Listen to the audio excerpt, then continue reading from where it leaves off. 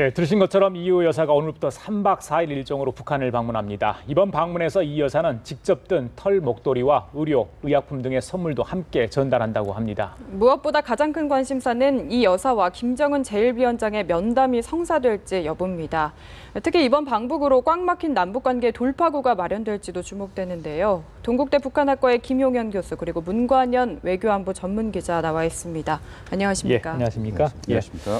자, 방금 전에 우리 기자가 김포공항에서 이호 여사의 출국 소식을 전해 왔는데요. 나흘간 일정으로 북한을 방문하게 됩니다. 자, 서해 직항로를 통해서 가게 되는데, 자, 문 기자, 이호 여사 북한 방문 이번이 처음이 아니죠? 네, 맞습니다. 이호 여사는 그 2000년 역사적인 6.15 정상회담을 위해서 당시 김대중 대통령을 수행해서 직접 평양을 방문했었고요. 예. 그 이후에 이제 2007년 노무현 정권 시절에 금강산 건강 차원차 이제 방북을 한 번 더 한 차례가 있습니다. 그리고 2011년대 김정일 국방위원장이 사망을 했을 때 조문차 북한을 방문해서 현재 김정은 제1위원장을 직접 면담한 적이 있고요. 이제 3년 8개월 만에 다시 이번에는 김정은 제1위원장의 초청에 따라서 방북을 하기 때문에 이번이 이제 공식적으로는 4번째 방북이 되겠습니다. 자, 교수님, 이번에 이제 저가 항공사를 이용해서 가게 되는데 사실 북한 측이 초청을 했기 때문에 저희들 일반 상식적으로 이제 초청했으니까 북한 쪽에서 항공기 내주지 않냐 이런 생각도 해보는데 왜 우리 항공, 이것도 저가 항공기를 이용했다고 보세요? 두 가지 측면입니다. 하나는 사실상 이제 북한에서 항공기를 고려 민항을 보내줄 수 있다 이런 이야기를 한 적이 있습니다. 그렇지만 국민 정서상 북한 민항기를 타고 가는 것에 대한 부담이 하나 있었다 이렇게 봐야 될 것 같고요. 또 하나는 지금 그 서해 직항로를 통해서 평양을 가게 되는데 항공기를 이용하게 되면 그러니까 휴전선을 바로 그 직선으로 건너지 못합니다. 서해상으로 나와가지고 거의 디귿자 형식으로 이제 평양을 들어가게 되는데.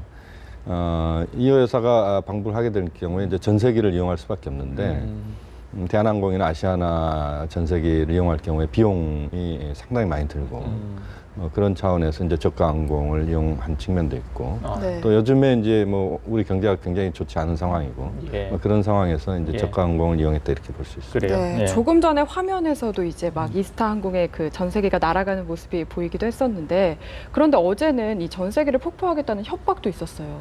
자세한 내용 알려주시죠. 네, 참고적으로 말씀드리면은 왜 이제 이호 여사가 저가 항공을 이용한 데에서 김용현 교수님이 충분히 이제 설명을 하셨는데요. 이스타 항공 같은 경우에는 현재 새정치민주연합의 이상직 의원이 실제 설립한 항공회사입니다. 그렇기 때문에 실제 그 2006년도부터 이 저가 항공사를 운영을 했었고요. 12년도에 이제 국회의원에 당선되면서 회사 경영은 이제 일선에서는 물러났지만 아무래도 이제 남북관계 특성상 촉박한 상태에서 일정을 추진하다 보니까 대한항공이나 아시아나보다는 상대적으로 이스타 항공 측에서 협조가 전폭적으로 이루어져서 이번에 이런 방북기를 여는 하나의 또 계기가 됐다 볼 수 있습니다. 이호 여사 방북을 둘러싸고는 방금 질문이 들어왔는데요. 많은 사람들의 이제 찬반이 좀 엇갈리고 있습니다. 아무래도 전 김대중 대통령의 어떤 그 미망인이고 남북관계에 굉장히 큰 역사적인 현장을 지켰던 분이고 하기 때문에 보는 시각차가 굴절이 다 다를 걸로 볼 수는 있는데요. 어제 같은 경우에는 일부 이제 단체에서 이호 여사 방북을 뭐 반대한다는 입장을 보여왔고 심지어는 이제 폭발을 하겠다 이런 협박성 메시지까지 보내왔는데요. 전혀 이제 그런 그 협박 같은 거는 하나 일회성 해프닝으로 끝났고요. 이런 그 협박에도 불구하고 반대에도 불구하고 오늘 역사적인 결국 방북길에 성공을 해서 현재 평양을 향해서 현재 이제 하늘을 날아가고 계시는 겁니다. 자, 문 기자, 작년 말부터 이 여사의 방북이 추진됐는데 시기와 방식을 두고 우여곡절도 참 많았어요. 보면. 네, 맞습니다. 먼저 이호 여사가 박근혜 대통령을 만나서 한번 북한을 다녀와야 되겠다. 이런 의사를 밝히면서 이호 여사 방북건이 이제 남북 간에 현안으로 이제 떠올랐었는데요. 일단 남북 간에는 이 이호 여사 의사가 나오니까 실제로 실무적인 검토 작업에 들어갔었습니다. 그래서 많은 검토 끝에 방북이 어느 정도 가시권에 접어들었었는데 결국은 이제 1922년생, 그러니까 우리 나이로 93살, 굉장히 고령이시기 때문에 건강이 당시에 좀 일부 좀 좋지가 않으셔가지고 결국은 이 방북이 잠시 유보가 된 상태였는데 물밑 아래로 가라앉는가 싶었는데 김정은 제1위원장한테 결국은 친서가 왔습니다. 김정일 국방위원장의 이제 3주기를 맞아서 이제 조화를 보냈었는데 이에 대해서 이제 답방 차원이지만 그 친서에는 좋은 계절에 한번 평양을 방문하셔서 쉬었다 가시라 이렇게 본인이 직접 초청을 해가지고 또다시 일단은 급물살을 탔었거든요. 예. 그래서 좋은 계절이 언제이냐, 결국 이제 꽃피는 5월이 가장 적합할 걸로 이렇게 봤었는데요. 그렇죠. 남북 간에는 이제 한미연합 군사훈련, 키리졸브 훈련도 있었고, 이어서 이제 메르스도 있었고, 이런 여러 가지 우여곡절이 있어서 결국은 미루다 결국은 오늘 이제 네 번째 방북길이 성사가 되는 이러한 경위가 이르게 됐습니다. 그래요. 알겠습니다. 자, 고령이신데 오늘 방북길에는 18명의 수행원이 이제 같이 동행을 하게 됩니다. 자, 교수님. 네. 뭐 수행 인사들 여러 명, 몇 면을 좀 살펴볼 필요가 있을 것 같은데 우리가 흔히 알고 있던 박지원 의원 같은 경우는 좀 배제가 됐어요. 임동원 통일부 장관도 배제가 됐는데 뭐 이유가 있을까요? 사실 이 부분에 대해서는 양측 입장이 좀 다른데요. 그러니까 통일부 입장과 그 김대중 센터의 입장이 좀 다릅니다. 우선 이제 뭐 여기에 방북단에는 이제 김성재 전 문화부 장관. 사실 이제 김성재 장관은 지금 통일준비위원회와 연관이 돼 있는 분이고 현 정부와도 그 가교 역할을 하는 뭐 그런 분이다 이렇게 봐야 될 것 같습니다. 그래서 이제 김성재 장관이 뭐 중요한 역할을 하고 있다 이렇게 봐야 될 것 같고요. 그다음에 이제 백낙청 서울대 명예교수님이 이제 같이 동행을 하는데 백 교수님 같은 경우는 뭐 통일 문제와 관련된 오랜 동안의 연구와 또 그 남북 관계에서 역할을 해온 분입니다. 또 뭐 장충식 당국대 이사장이나 뭐 이런 분들이 그 수행을 하고 있는데 말씀하신 것처럼 이제 박지원 의원이나 임동원 전 장관 같은 경우가 배제가 됐습니다. 사실 이분들이 가는 것과 안 가는 것의 무게감이 좀 다르다 이렇게 볼 수가 있는데 통일부 측에서는 그 통일부가 전혀 관여하지 않았다 이렇게 이야기를 하고 있지만 박지원 의원이나 김대중 센터 쪽에서는 정부가 정치인들을 좀 배제하는 쪽으로 그래서 이 회사의 방북을 정치적인 의미를 좀 약화시키면서 순수한 그 민간 차원의 방북 뭐 이런 정도로 격화시키는 거 아니냐 뭐 이런 쪽의 양측의 입장이 지금 맞서고 있는 그런 미묘한 부분이 현재 존재하고 있는 게 사실입니다. 그렇게 논란이 되는 상황에서 방북단은 이희호 여사를 포함해서 총 19명이 구성이 됐습니다. 지금 출발을 했는데 3박 4일간의 일정이 어떻게 되는지 알려주시죠. 네, 지금 그 이희호 여사 방북에 있어서 많은 사람들이 궁금해하는 게 과연 어디에서 이제 머물고 누구를 만나고 이런 일정들이 되게 궁금한 건 사실인데 저희 취재진도 마찬가지입니다. 하지만 마지막 가는 순간까지도 결국은 구체적인 3박 4일 일정을 발표를 하지 않고 갔습니다. 현재까지 이제 개략적으로 알려진 것은 백화원 초대소에서 머물고 외항산을 방문하고 이 중간중간에 애육원과 그리고 평양산원 이런 곳을 방문한다 이렇게 알려져 있기 때문에 일자별로 시간별로 우리가 구체적인 날짜는 알 수 없지만 이희호 여사 이번에 그 방북 동선은 기존에 있었던 3차례 방북 그중에서도 이제 6.15 정상회담을 참석하게 북한을 방문했던 2000년 6월 그 동선과 좀 비슷합니다. 그렇기 때문에 당시에 그 백화원 초대소에서 머물고 방북 이틀째 당시에 평양 산원을 방문을 했거든요. 그 이후에는 이제 창광 유치원을 방문했었는데 이번에는 그 유치원이 아닌 애육원 또는 육아원을 직접 방문해서 이희호 여사가 준비했던 선물 그러니까 직접 본인이 뜨신 그 목도리나 이런 것들을 전달을 할 걸로 지금 예상이 되고 있습니다. 그리고 이제 그 고령이다 보니까 아무래도 건강상 이유 때문에 북한이 가장 자랑하는 여름철 그 휴양지인 묘항산에서 어느 정도 휴식을 취하다 돌아오는 걸로 일정은 어느 정도 예측이 되고 있습니다. 자, 예측만 할 뿐이라 했는데 문 기자 가장 중요한 게 과연 이 초대를 한 김정은 제1위원장을 만날 수 있는가 여부 아니겠습니까? 기자들은 어떻게 좀 예상을 하고 있습니까? 네, 직접 그 김정은 제1위원장이 친서를 보내서 이희호 여사의 방북을 추진을 하게 됐기 때문에 본인이 직접 못 만날 이유는 없습니다. 하지만 이제 남북관계 특수성상 이희호 여사를 만나서 어떤 발언을 내놓을 경우에 이런 것들이 정치적으로 해석이 되는 경우가 달라질 수도 있기 때문에 과연 어떤 방식으로 만날 것인가 많은 사람들이 현재 궁금해하고 있는 부분입니다. 그렇기 때문에 첫날 뭐 환영 만찬 차원에서 백화원 초대소에 직접 만찬을 하면서 만날 수도 있고요. 아니면 그 마지막 날 그 평양에 들러서 출발하기 전에 김정은 제1위원장과 간단한 환담 형식으로 하게 될지는 본인이 어떤 그 메시지를 내놓고 이번 방문이 갖는 의미가 얼마나 큰지에 대해서 대외적으로 알리기 위해서는 그러한 정도는 직접 본인이 결정할로 예상이 되는 것은 김정일 국방위원장도 마찬가지였습니다. 6.15 정상회담을 하기 위해서 김대중 대통령이 평양을 방문했을 때 아무도 예측하지 못했던 것은 직접 순안공항에 김정일 국방위원장이 직접 나와서 영접했던 거 이런 선례도 있기 때문에 이번 그 북한 방문과 관련해서 일정이나 어떤 정치적 의미 부여를 할 수 있는 그러한 그 만남이나 대화에 대해서는 북측에서 전적으로 결정할 가능성이 높습니다. 교수님, 김정은 체제 출범 이후에 우리 측 고위 인사를 포함해서요. 이렇게 방북을 해서 만약 김정은이 나왔을 때 만난다면 이게 가장 최초의 일 아닙니까? 그렇습니다. 지금 이제 뭐 과거에 김정은 제1위원장을 만난 경우는 이제 김정일 위원장의 사망 때 조문단의 일원으로 가서 만난 분들이 몇 분 있습니다. 그러고 나서 이호 여사가 이번에 김정은 제1위원장을 만나면 남한 측 인사로서는 두 번 만나는 그 유일한 사람이다 이렇게 볼 수가 있는데 지금 그 김정은 제1위원장에 대한 우리 사회에서 여러 가지 억측들이 지금 있습니다.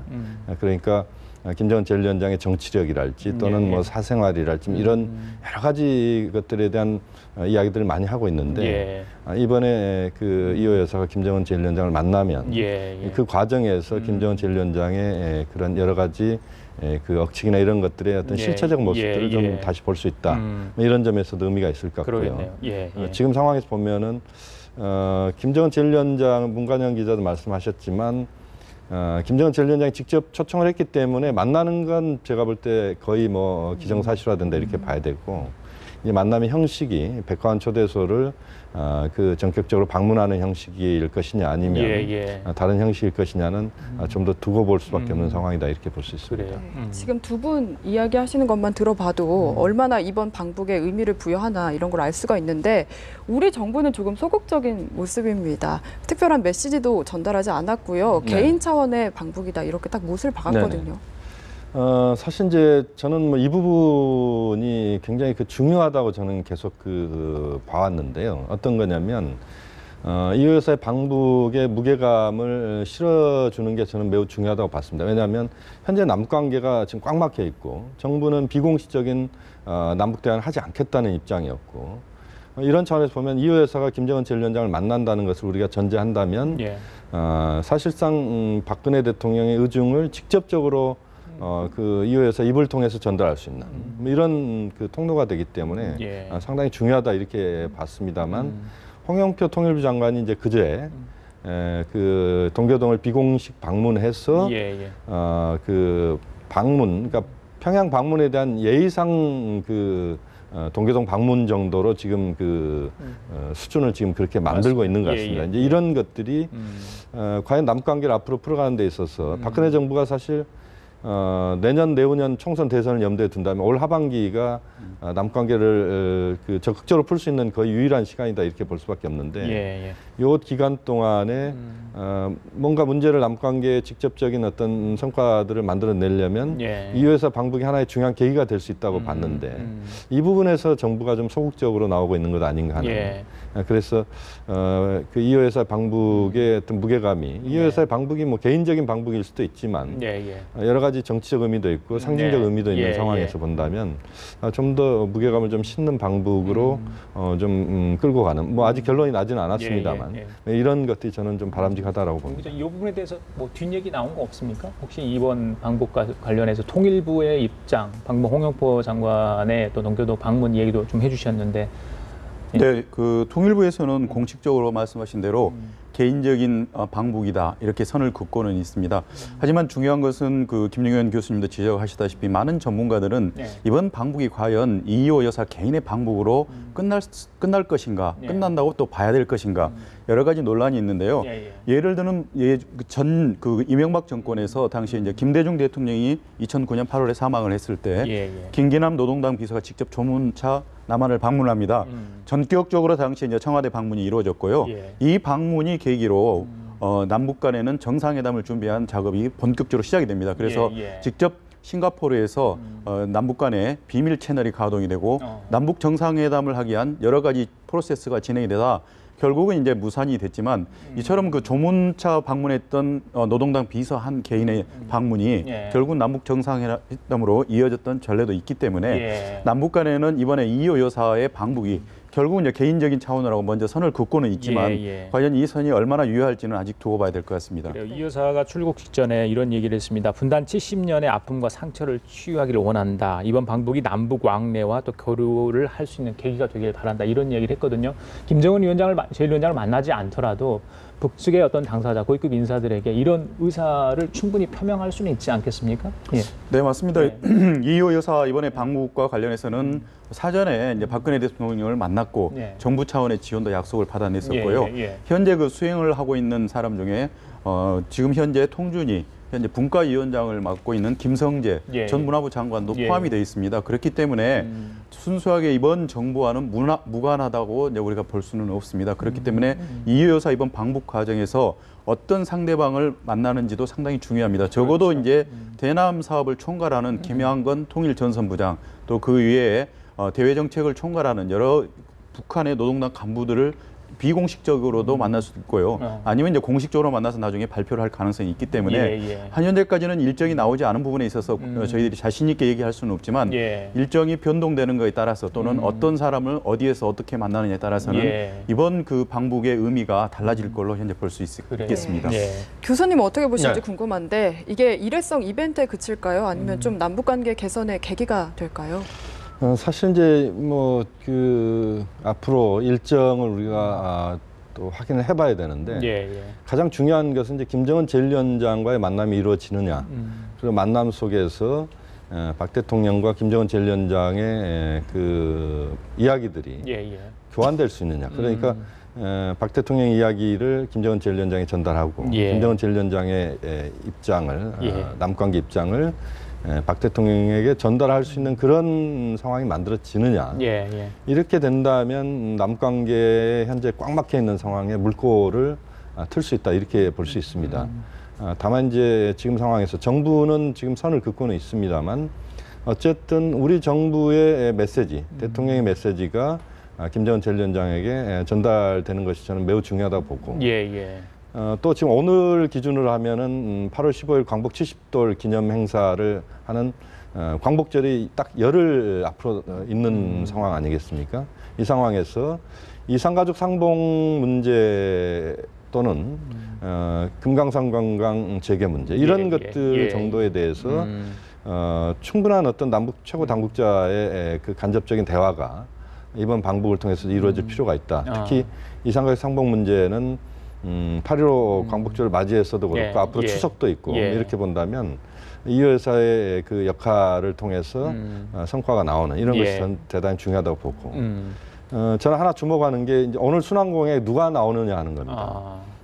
순환공항에 예를 들어서 김양관 통전부장이랄지 또는 그 윗선 정도에서 누가 나올 수 있느냐 이게 만약에 좀 그 누가 나오느냐가 확인된다면 이번 방북의 무게감도 좀 우리가 느낄 수 있는 것 아닌가 하는 판단도 있습니다. 그래요. 영접 나올 인사가 누구냐에 따라서 이번 방북의 그 의미를 우리들이 좀 부여할 수 있다 이런 말씀이신 것 같고, 자, 문 기자, 그 민간이든 하여튼 정부든 만나야 무슨 대화가 이루어질 거 아닙니까? 그런데 지금 꽉 막혀 있는 상태 아니겠어요? 지금 8.15 행사 방금 말씀하셨지만 10여일밖에 남지 않았는데 이번에 민간이 주관하고 있던 남북 그 행사 있잖아요. 8.15 공동 행사 이것도 좀 안 될 것 같다면서요? 네, 현재까지는 이제 8.15 공동 행사를 민간 차원에서 준비를 해왔는데요. 6.15부터 연계해서 준비를 그동안 해왔습니다. 그러니까 개최 장소에 대해서 서로가 이제 합의가 잘 이루어지지 않았고요. 이런 그 사소한 차이 때문에 결국은 나중에 6.15에 있어서만큼은 서울에서 개최하기로 남북이 공히 합의를 했지만 이 8.15 행사 더군다나 이제 분단 70주년 그리고 광복 70주년을 맞이하는 이 행사를 서울에서 개최하느냐에 따라 아니면 평양에 개최하느냐에 따라서 서로 그 정권의 정통성 또는 이런 부분들을 주장할 수 있는 빌미가 크기 때문에 이 부분에 대해서 서로 양보를 하지 않아서 결국 이제 합의가 이루어지지 않았었는데요. 이번에 이제 민간 차원의 8.15 행사에 준비하는 과정에서도 그동안에 실무 접촉이 있었지만 결국은 합의를 하지 못했습니다.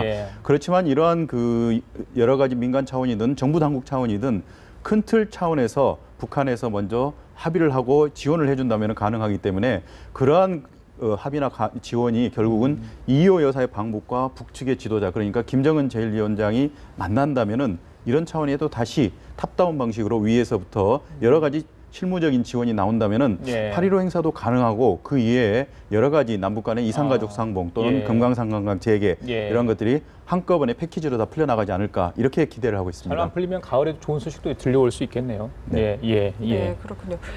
이렇게 이호 여사의 방북에 좀 기대를 거는 이유가 말씀하신 대로 지금 8.15 공동 행사도 무산될 위기에 놓였고 앞서 6.15 행사도 거의 무산이 됐었죠. 그리고 또 하나가 군사적 긴장감이 아닐까 싶습니다. 지금 10월에 장거리 로켓을 발사할 것이다 이런 동향들이 계속해서 파악이 되고 있거든요. 이걸 어떻게 봐야 될까요? 네, 지금 현재 그 동창리에 있는 발사대가 최근에 이제 지난 2012년 당시에 이제 장거리 로켓 은하 3호를 발사했을 때 높이가 50m였는데요. 이걸 약 67m 정도 높이로 지금 현재 굉장히 이 긴 높이의 발사대를 완공을 한 것이 한미 정보당국에 의해서 이제 포착이 됐습니다.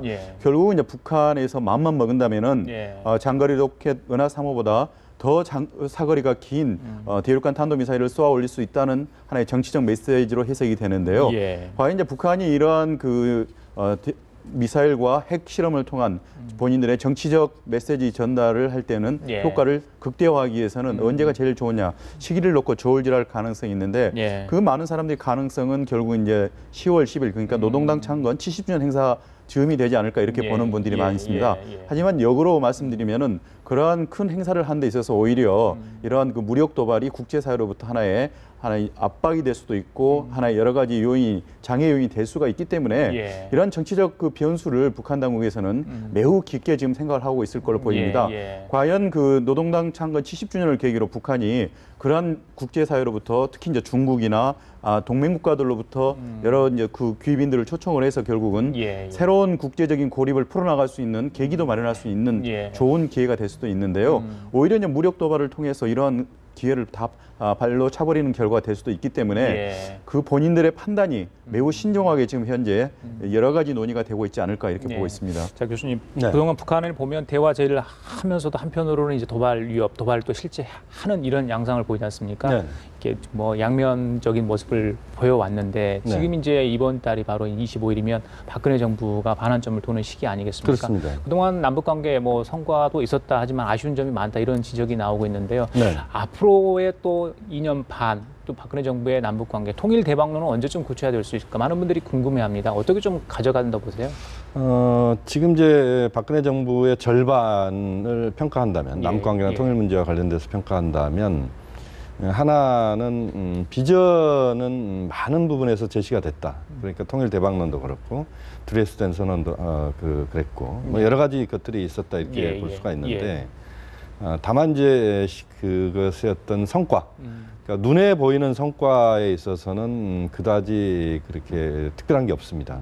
이산가족 상봉 한 번 한 게 가장 큰 성과다 이렇게 볼 수밖에 없는데 하반기에 우리가 그 주목해야 되는 부분은 아까도 말씀드렸습니다만 지금 내년 내후년이 국내 정치 일정이 지금 빡빡하게 있습니다. 그러니까 총선과 대선이 있고 뭐 그렇게 보면 올 하반기에 성과들이 나와야 되는데 우선은 가장 중요한 부분은 이산가족 상봉이 이루어져야 된다라고 하는 겁니다. 이건 뭐 인도적인 부분이기도 하고 앞으로 향후 한 4, 5년 정도 지나면 이산 1세대는 뭐 생물학적으로 다 사망하신다 이렇게 봐야 됩니다.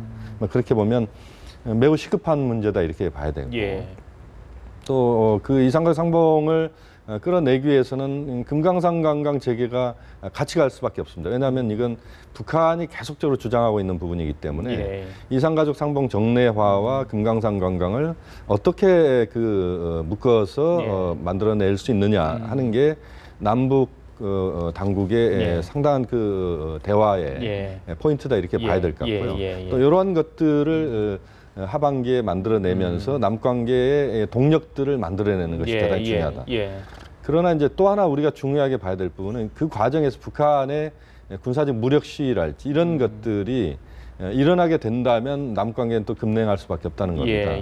특히 10월 달 북한의 이제 당창건 기념행사가 10월 10일 날 이루어지게 되는데 그것을 전후로 해서 북한이 그 ICBM급 그 장거리 탄도미사일 북한 아마 인공위성 쪽으로 이야기를 할 가능성이 높습니다만 변수는 여러 가지가 있겠군요. 그렇습니다. 이제 이런 것들이 자제되고 그 과정에서 남관계의 동력들이 만들어지느냐 이 부분도 앞으로 박근혜 정부의 대북 정책에 상당히 중요한 그 변수가 될 수 있다 이렇게 말씀드릴 수 있습니다. 알겠습니다. 자, 이호 여사가 좀 선물을 목도리 같은 선물을 들고 갔는데 자, 돌아오는 길에 어떤 선물을 또 가져올지 저희들이 좀 지켜보도록 하겠습니다. 지금까지 김용현 동국대 북한학과 교수 그리고 문관현 외교안보 전문기자였습니다. 두 분 감사합니다. 감사합니다.